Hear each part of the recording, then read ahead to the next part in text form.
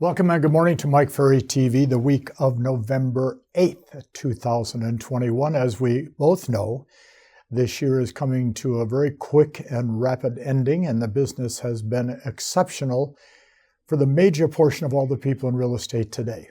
I will also say to you that if you would like to have a great January and February in terms of commissions earned and closings and checks cashed, better get to work a lot in November and December. And I know all the reasons why people stop in real estate work in November and December, and all they are is really excuses that are keeping you from being productive.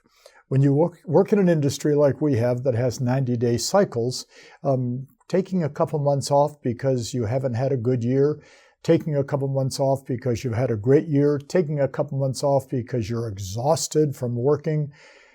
In a real job, you work 11 to 11 and a half months a year. So let's finish the year strong. For many, many, many years, I would start every seminar that I did, whether it be a half day, full day, or several days, by writing the letters P, P, C, Peter, Paul, and Charlie on the whiteboard or blackboard. And then I would say to the audience, those are the three basic parts of a real estate sale: prospect, present, and close. And you've heard me say it for many, many years. I've probably been using this example for the entire 47 years that I've been in real estate. And it's interesting because I used to commonly say, today we're going to do a survey. There's three basic parts to a real estate transaction: prospecting, presenting, and closing, PPC. Now the question we want to discover today is which of those three steps is the most important. And I would actually say I want you to give it a moment of thought, and we'll take a vote. And generally speaking, about 80% of the vote would really look at prospecting as being the most important step. So I'd write 80% below that. And then about 15% would pick the close, and I would write 15%. And I'd say, well, that leaves, of course, 5% for the presentation. And then I would ask the audience, I said, tell me, please, why did you pick prospecting? Well, Mike, what's the point of being a great presenter and closer if you have nobody to talk to? And that was always the consensus, and thus a lot of smiles and nodding of their heads on that particular point. Then I would say, who picked the close? Why would you pick the close? Well, what difference does it make if you can't close it down, if you can't hammer it down, if you can't get a signature? They're going to walk away and buy your list with somebody else. And I said, it's interesting that both of you, of course, are correct. Prospecting and closing is vitally important. However, the 5% that picked the presentation, it is the most important step in real estate. And then I would use this example. Has anybody ever driven by a for sale by owner and not stopped? Raise your hand. Well, the entire audience would raise their hands. And why didn't you stop? I was too busy. I was going someplace. I had an appointment. I wrote the number down. I'll call them later, and these are all valid reasons why we don't stop. I said, but could the reason be we don't stop is because when we get to the door and they answer, we don't know what to say. And people would think about it for a moment and start nodding their heads. And then I would say, okay, for those that pick the close, I want you to think about this. You make a listing presentation, you show a property to buyer, and you're very weak in your voice, in your skill set, in the words you use in the presentation. Does that build confidence and make it easy to close, or make the close that much tougher versus a strong professional presenter? And a strong professional presenter is looking forward to finding a prospect, whatever that prospect type may be. And the close for the professional presenter is very easy because closing, as you know, it's a natural ending to a strong presentation. So at the Superstar Retreat in July, one of the segments I did, which was, I now have done this probably 4 or 5 times over the last 15 years at our big events, titled, How Do I Become a Better Presenter? Or in essence, how do I become a great presenter, which then gives me the confidence to go out and prospect every day, because I can't wait to share what I know about the marketplace and how to get a home sold and how to make the buyer comfortable in making the decision. which then makes the close very easy, because if I present it in a manner that they really want to work with me, they're going to sign the contract without a lot of pressure tactics done by you and I. So I went to the dictionary, as you've heard me say time and again if you watch Mike Ferry TV or go to our events, and I looked up the word presenting. And here's what it said: the act of performing. The act of performing. And again, if we've been together either live or through these types of media, you know that I will often say a great presenter is nothing more than a great performer. You're involved in a performance, whether it be showing a home to a buyer or trying to list a home. And then it had a second definition, which I thought was great: to formally talk about something in a professional manner to an individual or a group. And then I wrote, a big part of being highly competitive is the ability to present yourself and your services in a stronger and more professional manner than the competition. So what I'm going to do this week, and then again next week, is I'm going to give you a few thoughts that I have regarding becoming a better presenter. I thought no better time than to spend the last couple weeks of November and the month of December perfecting our skill set so we go into the new year at a high point. Now, I'm sure many of you are great presenters. I'm positive that is the case. However, any great actor, any great singer, performer, dancer is always trying to take their performance up to a higher notch. So let's look at some of the things we can do to increase the value we talk about to a buyer and seller, strengthen the presentation itself, and then move forward and get more contracts signed. So the first thought I wrote down is this: keep your emotions between the lines when presenting, or in essence, work to maintain an even keel. Don't get too excited, don't get too depressed, don't get into an argument, don't be waving your arms crazily, jumping up and down.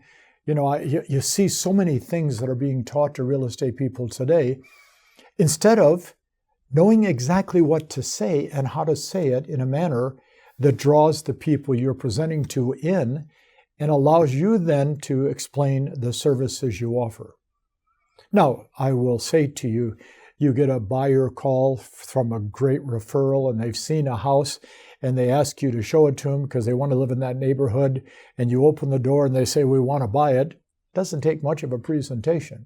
Or you're fortunate enough to have a lot of past clients and you get a phone call on a Tuesday morning: Mike, we decided to sell our home. Could you come by today and take care of it for us? Not much of a presentation.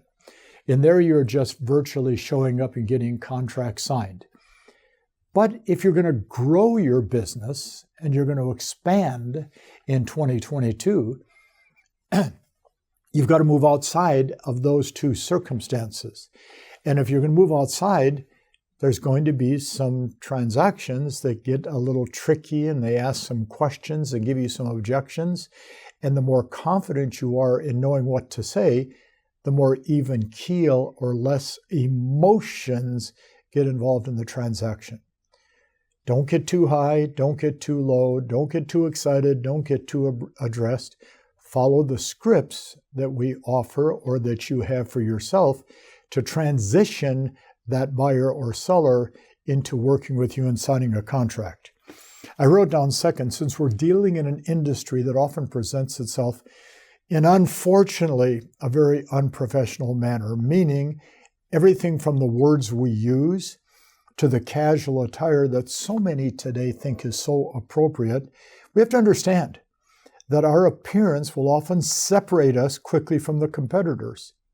And at the same time, your appearance should match the strength of your presentation. You have to decide in what degree you're going to look, act, and talk like a professional salesperson. I guess, it goes back to, do I want to be cool or do I want to be viewed as professional? You've heard me say this on Mike Ferry TV in the past. You have a 7 o'clock listing appointment. You did your job, you pre-qualified, you put together a strong pre-listing package. You've sent the package, they've reviewed it. You call back and confirm. They had a couple of questions. You responded to their questions. It's now 7 o'clock on Tuesday night. You walk up, You knock on the door, which you do. You take a half a step back in case you're looking out the peephole. They can see the smile on your face. They open the door many, many, many, many, many times. They will make the decision subconsciously in the first 3 to 4 seconds to list or not to list based upon what we say to start and how we are viewed by them. It's not right, it's not fair that they judge us based upon how they see us, but that's called human nature. It's what people do today more than ever.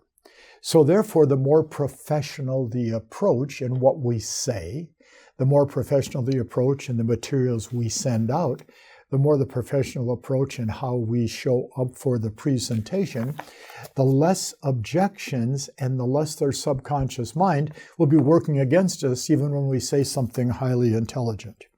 But then I wrote down this thought. Always present in such a manner that the client will be open and honest with you, wants to do business with you, and looks forward to signing a contract. Well, Mike, how do you do that?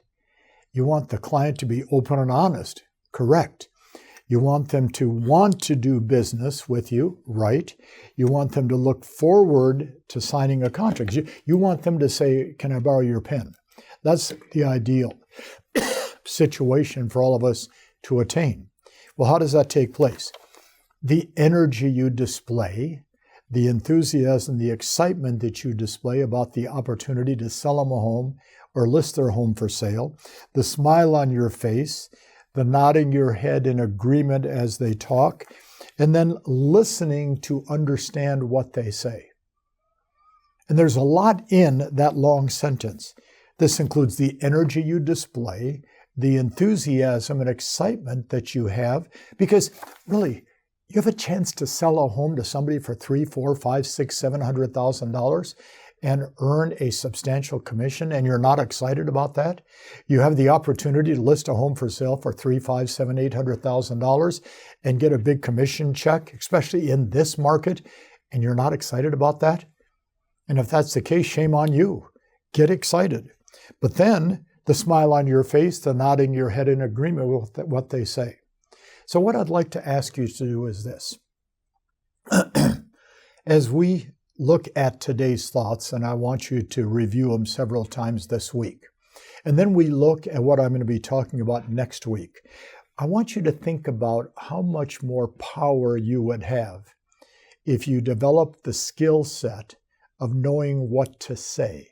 And knowing that Mike Ferry, who's been doing this for 47 years, still uses his notes every time he chats with professionals like yourself. So never worry about the fact that, oh, Mike, I'm a little uncomfortable reading the notes. If you read the notes 10, 12 times every morning, and you read the notes and practice and role play on a regular basis, reading the notes is as natural to you as saying it from memory, which, by the way, probably is even more important. Although, how often do you hear me say, memorize the scripts? Almost never. Feel comfortable to walk in with your script in your hand, saying to the buyer or seller, I've written down some very important questions. May I ask them now? And they're going to, of course, say yes, and then you proceed to make a great presentation. So for those of you that are in Southern California, I think it's around the second week in December, we're going to do the 2 days live with Mike Ferry, and I'll be there with all of you.